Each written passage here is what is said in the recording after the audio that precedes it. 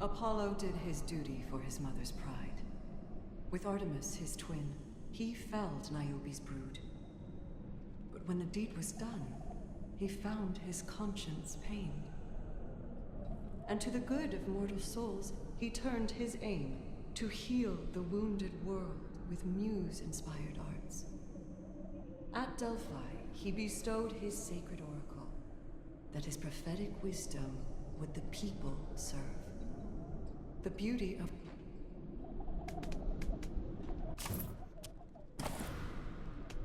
ambitious Ares, firstborn son of Zeus and Hera, who with Athena rivaled for their father's eye.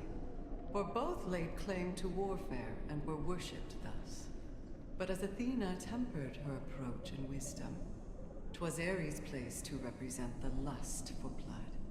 So in his feral prowess caught he love's own eye, fair Aphrodite, and with her, his brother's wife.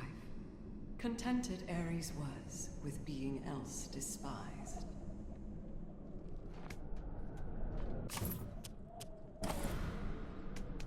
Precocious Artemis, who drew of Titan blood in war while she herself was scarcely Titan-born, protecting Mother Leto with her noble blade. The moon and hunt is her domain, her bow unmatched. So even must admit Apollo, twin and rival. While he in contest is precise and elegant, in battle, Artemis remains the fiercer foe. By moonlight, lethal intuition wins the day.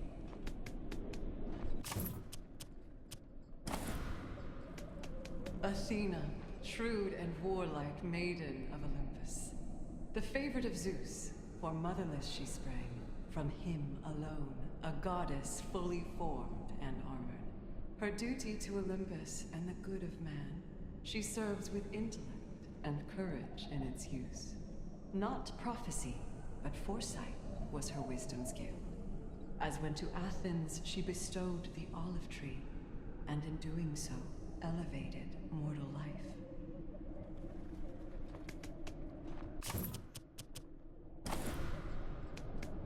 Demeter was determined that Persephone, her daughter in her care, should never be so wrong as she was, Titan-stomached by her second breath. Her savior Zeus, now father to Persephone, was trusted by Demeter to protect their girl. But when she was abducted, for to wed by Hades, Demeter found her husband on his brother's side, and she, in wrath, would teach the world of barren winter.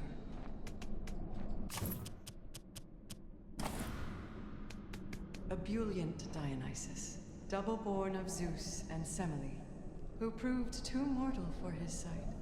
In death, she, Dionysus, gave untimely birth.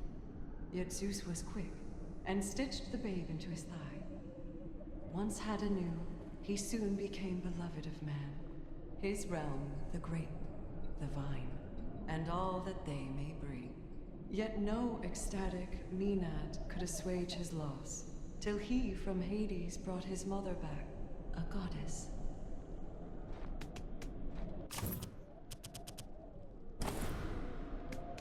In shadow, unseen, prospers Hades of the dead, whose flesh was monstered in the stomach of his father. Firstborn of Titan Kronos he, and swallowed first. Revenged he would be, as brothers fought as one.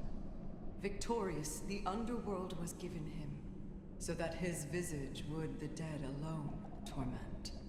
And mortal fear and pain would be his only solace, until his brother Zeus would help procure a bride.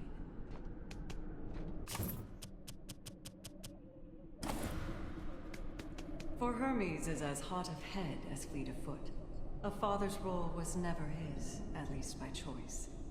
But as to Zeus, he would a faithful servant prove.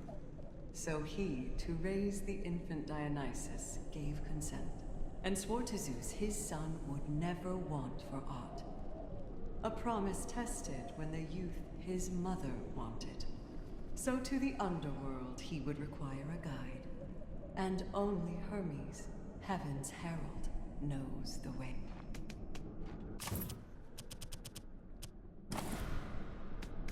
The Keeper of Eternal Fire, veiled Hestia, was courted by Apollo and Poseidon both.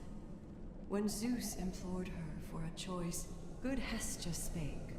Whichever one I choose, the other threatens war. I choose instead the peace, the home, the hearth, the flame. A virgin sworn shall I become, so witness, Zeus. For choosing duty over all, beloved Hestia is in the heart of every Grecian home and...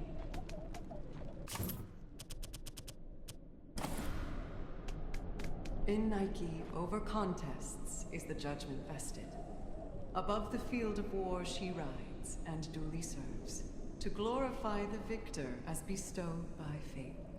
Of Zeus's favor Nike had been affluent, since she alone did shield him from the Typhon's blow. And from Athena's springing, she herself became as fast a friend as e'er she had, inseparable. But favor friendships would she none, alas for her.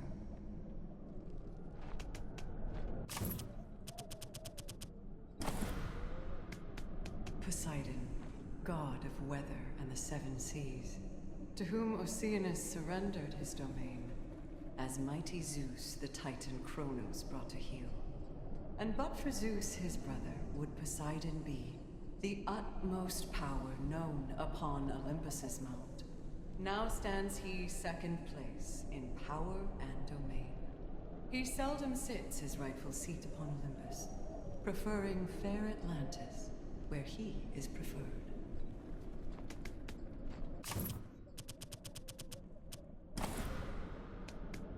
Lord Zeus had dreamt of justice in his days of youth, for he alone was spared the hungry maw of Kronos. At last, by craft of poison, were his kin disgorged. Thus, Zeus became the savior of his generation, as every Titan down to Tartarus was cast. A loving god was he, for many did he love. A father to the world, as many did he father. The thunder god upon Olympus, king of all.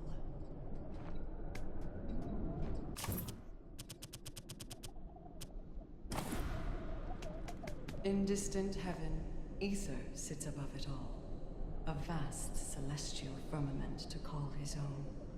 Our sea and sky, the children he looks down upon, as does he on Olympus and the gods he hosts.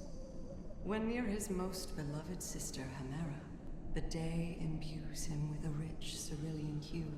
Yet in the darkening presence of his mother Nyx, he takes her sable on and fades from earthy sight.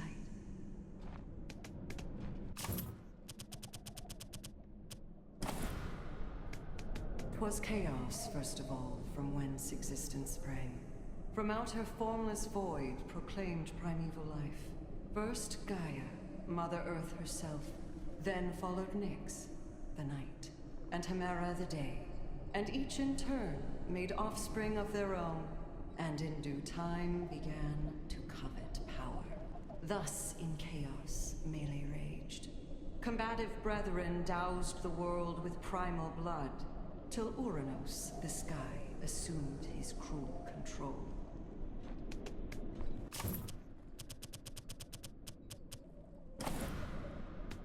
When first from chaos sprang she, Gaia, Mother Earth, her thoughts were to the betterment of all her heirs, and so at odds ere since with kings unjust, unkind.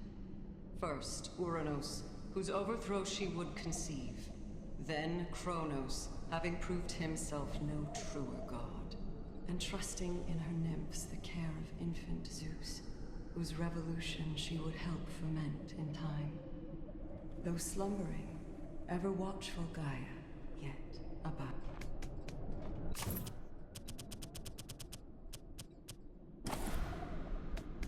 Primordial Hemera, embodiment of day, whose brightness issued forth from night, her mother Nyx, and evermore the two have since remained estranged. For anywhere that Hemera may seek her out, So Nyx, by her intrinsic nature, must withdraw.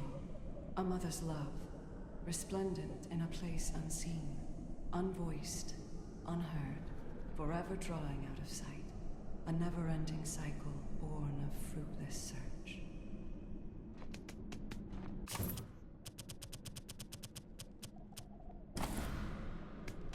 Enrobed in darkness, cryptic Nyx eternal reigns. For her domain, the night, can ne'er be known or conquered. Of chaos born, she mothered death and dream and strife, who none dare challenge, Titan nor Olympian still. From underworld to distant sky, she is ingrained.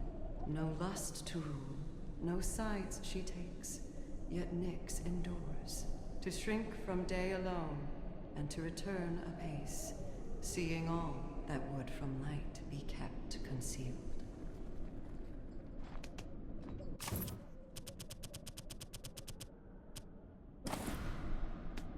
'Twas Uranus, the great and cruel, the sky above, who fathered many, trusting none, to all a tyrant. His Titans 12 and giant children kept confined to Tartarus, as Gaia would lament, who bore them, until she treated with her last-born Titan, Kronos, and did bestow to him a sickle, diamond sharp. With vicious swipe he would emasculate his sire, and thus, with heaven's king o'erthrown, begin his rule.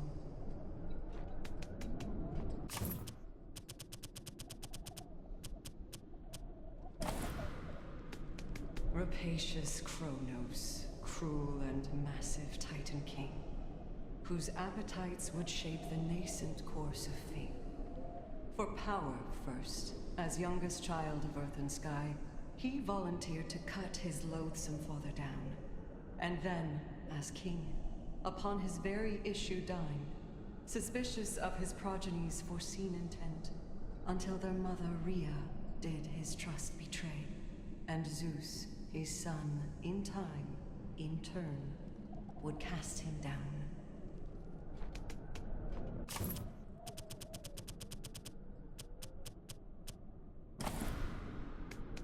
For knowledge and intelligence did Koya stand, though questioned did he not his loyalty to Kronos.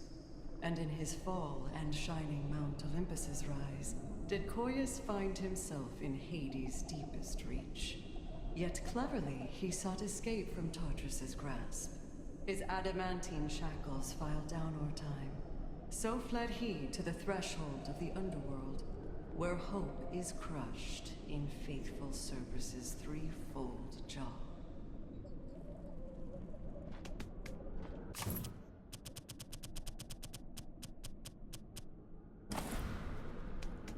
The mighty Titan, headstrong Crius, lies in wait, concealed upon his mother Gaia with his kin, Iapetus, Hyperion, and Koius too, confederated with their youngest brother Kronos, as they await their loathed father Uranus, to ambush as he on their mother comes to lay.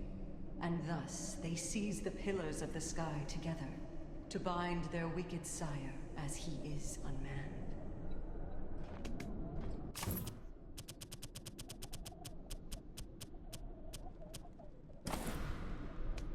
Bright Hyperion, father of the sun and moon, of Gaia's brood of titans, he was the first and wisest, and hence in him she placed her surreptitious trust, imbuing him with Chaos's secret flame primeval, that he may light the path for her rebellious cause, to liberate her children from the underworld, and rally with them to their brother Kronos' aid, unseating mighty Uranus, their tyrant sire.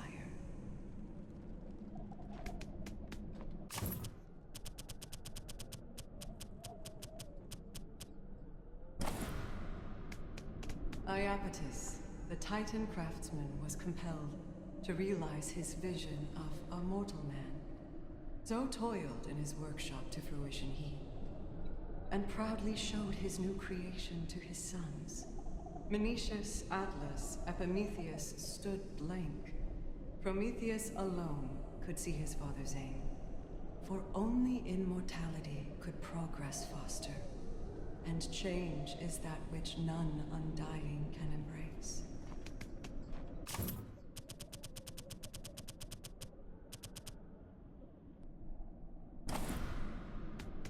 Mnemosyne the Titaness could ne'er forget the brazen cruelty of her brother Kronos' rule. So kept she in the company of Olympian gods, and made of Zeus, ambitious, young and proud, a lover. They sired Muses 9, to whom these lines owe thanks. Her memories she lent to serve his righteous treason, yet in their victory was Mnemosyne forgot, cast down the Styx to Tartarus, as Titans all.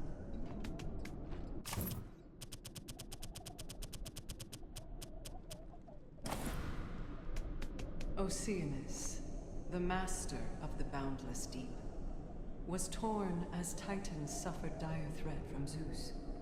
In one ear, brother Kronos urges bloody war.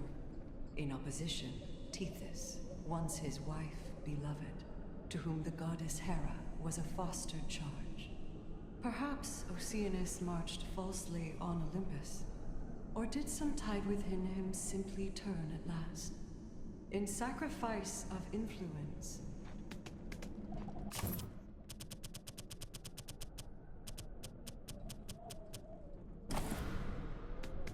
Though Titan Phoebe ne'er opposed the rise of Zeus, the leanings of her husband Coeus fell on her, and since has Tartarus contained her golden light. It was to her from Themis that the oracle passed, that out of jealous Zeus's hands it might be kept, until her daughter Leto did arrange a trade. Her mother, for her freedom, would forsake her gift, that to Apollo, Leto's son by Zeus, would pass.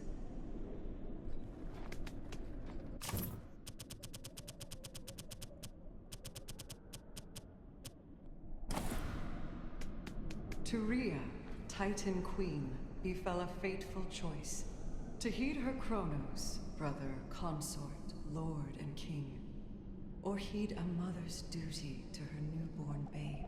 For love of baby Zeus, she could no more abide, and sent him hence with Gaia for her nymphs to raise. While fed she to the unjust Kronos' swaddled stone. With this, the mother of Olympus she became. Of Titans, she alone was spared her children's wrath.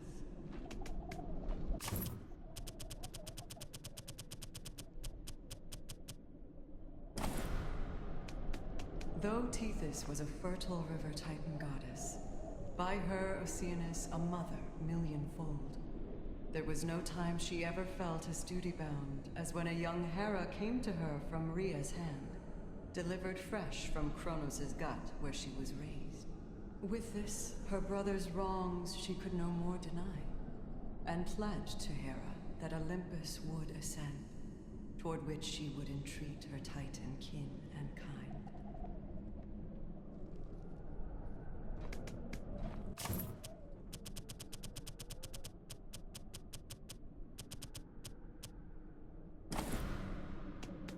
For Theia, Gaia's eldest, heaven's shining light, the company of beauty was the fairest good. It was from her that treasure took its tempting gleam, and nature's splendor learned to hold the gaze of man. Her brightness she compounded with Hyperion's fire, and from their line the sun and stars would surely spring. Yet in the Titan's fall did Theia's brilliance dim, for in the underworld none wish a better view.